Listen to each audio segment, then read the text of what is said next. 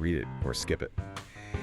Welcome to the Deep Dive, where we slice through stacks of info to get you those nuggets of knowledge fast and hopefully have a bit of fun doing it. Today, we're diving into a really well-known one, The Four Agreements, a guide to personal freedom by Don Miguel Ruiz. And just so you know, our deep dive today, it's based on a super thorough summary.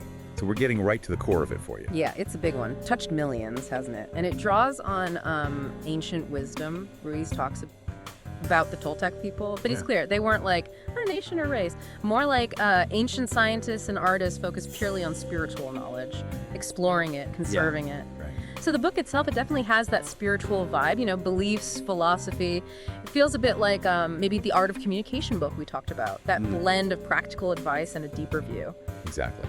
And that's kind of our mission today, isn't it? Yeah. To pull out the really key bits from these four agreements.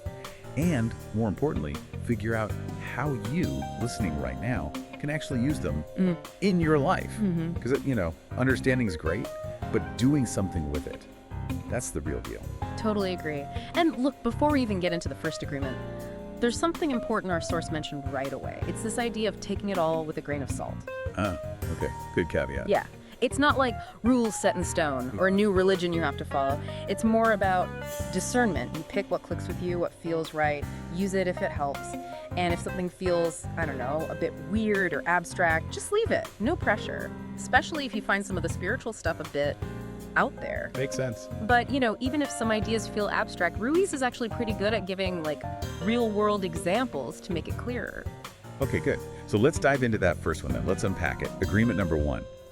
Be impeccable with your words.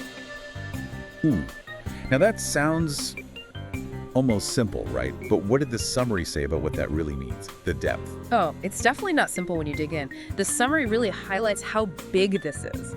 Ruiz talks about the poison of words. And the flip side, the massive power of words. He even uses this really strong metaphor. Saying cruel words to someone is like casting a spell of black magic on them. Wow, okay. That's intense. It is. And look, if black magic feels a bit much, okay, take that part with a grain of salt, But the core message is super practical. Just be really conscious of what you say, and maybe even more, the intention behind your words. Because they have energy. They really do impact people. And this is where it gets really interesting, applying it day to day. I mean, think about how often maybe when we're hurt or angry, something just flies out of our mouth thoughtlessly. Or, gosh, how parents might talk to their kids without really thinking through the impact. It's about taking ownership, isn't it? Of what comes out of you, even like the stories we tell ourselves. Yeah. That inner critic, that's words too. It's huge. And yeah, it takes constant awareness. It's not a one and done thing. Actually, the summary shared this great little story. The author of the summary, while reading the book, they were talking to their fiance, felt this really sharp, kind of mean reply bubbling up. The kind you might just blurt out. Oh yeah, been there. Right, but they actually stopped, took a breath, and asked themselves, is this impeccable? And realized, nope, definitely not. So they chose something different, more constructive, and they said the shift in the conversation, it was immediate, really positive. That's where the magic is, like you said, applying it, those little choices. Okay, so that covers our words. But what about when other people, aren't so impeccable towards us? How do we deal with their potential poison? Yes. That leads perfectly into the second agreement. Don't take anything personally. The shield. Exactly. It's your emotional shield. So first agreement is about your output, right? What you put out, this one. It's about stopping other people's stuff from getting in, from having power over you. It's a massive mind shift, really. Deciding consciously that what they say or do, even if it feels aimed right at you, it's not actually about you. The book has that quote, right? Calling it the maximum expression of selfishness to take things personally. Yeah. Because we make the assumption that everything is about me. Let's be real, we all kind of do that, don't we? It's so easy to get caught up thinking we're the center of everyone's universe. It's a very human thing, but the deeper insight here is, when someone lashes out or says something hurtful, often it's really about their stuff, their own unresolved issues, their fears, their bad day, The baggage. Exactly. Now, that doesn't mean ignore useful feedback. If someone gives you constructive criticism, kindly listen up. But when it's delivered with venom, when the way they say it is clearly meant to wound, that's when you can step back and realize, okay, this is more about them than me. It still might sting a bit, sure. Of course. You still feel it. Yeah, you're human. But recognizing it's not about you fundamentally, that gives you distance. It doesn't have to define you or ruin your day. And that distance is key, isn't it? It changes how you react, how you show up in relationships. You can have your feelings, acknowledge the sting, but not get totally derailed by it. It just shifts things, makes things healthier. Definitely healthier, more resilient. Okay, let's unpack the next one because this feels super connected, especially in relationships. Number 3, don't make assumptions. Oh boy, this one hits home. It really ties into taking things personally, doesn't it? We assume why someone did something, often based on how we feel, making it about us again. And the source pointed out something crucial. It often feels easier to just assume. Easier than, having the courage to actually ask, to clarify. That takes vulnerability. Oh, totally. Yeah. I mean, I'm guilty of this. Assuming my partner knows what I need without me saying it. Yeah. Or assuming a colleague got the tone of my email. The book uses that classic relationship example, right? You assume your partner knows you need help. They don't offer, you get annoyed. Yep. But if you just asked, express the need, so much simpler, saves so much drama. It really does. And there's another quote from the book that's powerful here. Something like, everyone has the right to answer yes or no, but you always have the right to ask. I like that. Me too. Because how often do we not ask? Because we're afraid of bothering them or looking stupid or hearing no.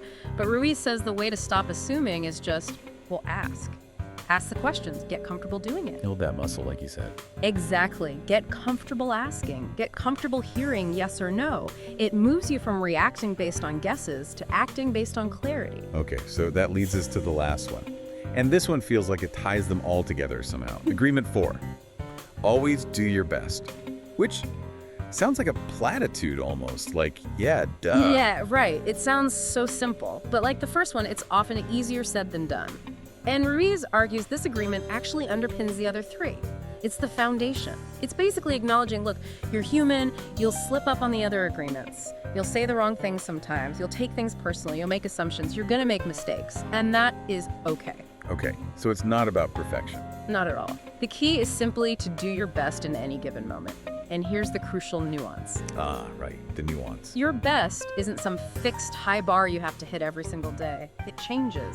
If you're sick or exhausted or dealing with some crisis, your best is going to look way different than on a day you feel amazing. So it's about honesty with yourself.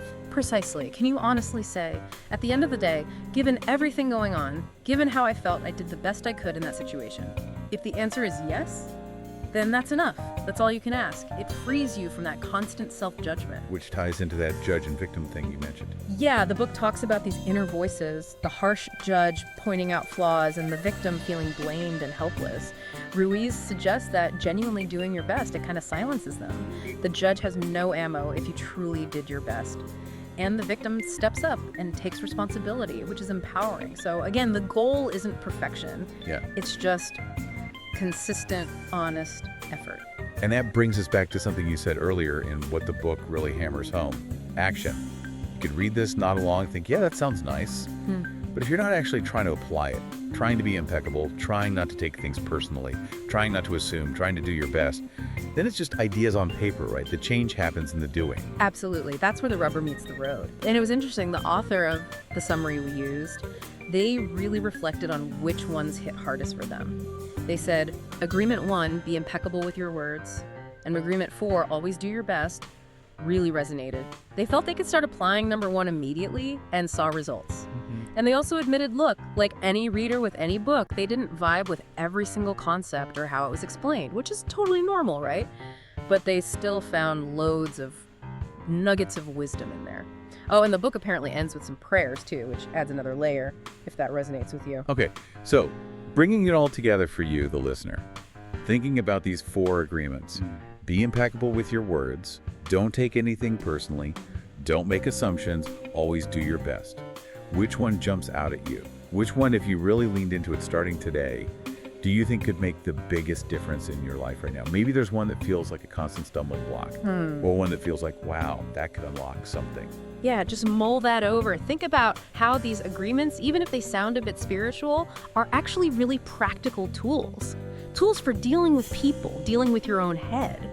And remember, the real power isn't just getting them intellectually, it's in the trying, the practicing, consistently acting on them, even, and maybe especially, on those days when your best feels pretty small. It's the consistent effort that counts. It's a journey. Great final thought. Thanks so much for joining us on this deep dive into the 4 agreements. We hope these ideas give you something valuable to think about, maybe even try out. Read it or skip it.